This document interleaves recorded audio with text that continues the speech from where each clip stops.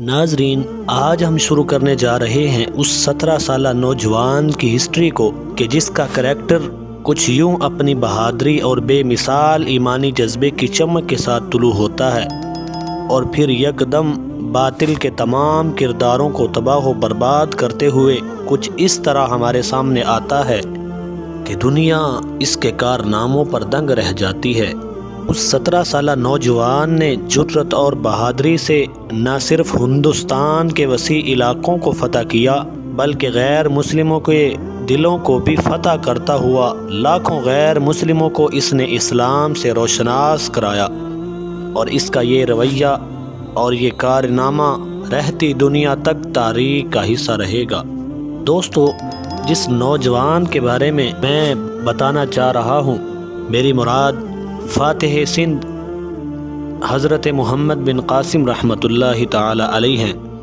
محمد بن قاسم رحمۃ اللہ علیہ کے حالات کچھ یوں بتائے جاتے ہیں۔ محمد بن قاسم رحمۃ اللہ تعالی علیہ ایک شاندار جنگجو اور شاندار حکمران ہونے کے ساتھ ساتھ نہایت ہی رحم دل اور منصف مزاج تھے۔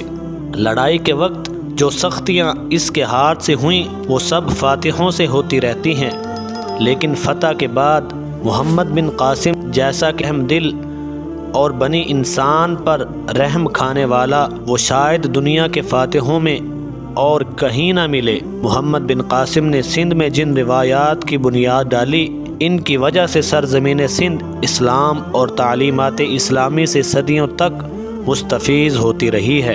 محمد بن قاسم رحمۃ اللہ علیہ کی فراست کی وجہ سے سندھ میں تعلیمات اسلامی کا دیر پا انمٹ اثر قائم ہوا۔ دوستو، اس سیریز میں ہم بات کریں گے آپ کی فتوحات کے بارے میں اور آپ کی بے مثال جنگوں کے بارے میں اور ایسی بہادری کے بارے میں کہ جس کی مثال آج تک نہیں ملتی۔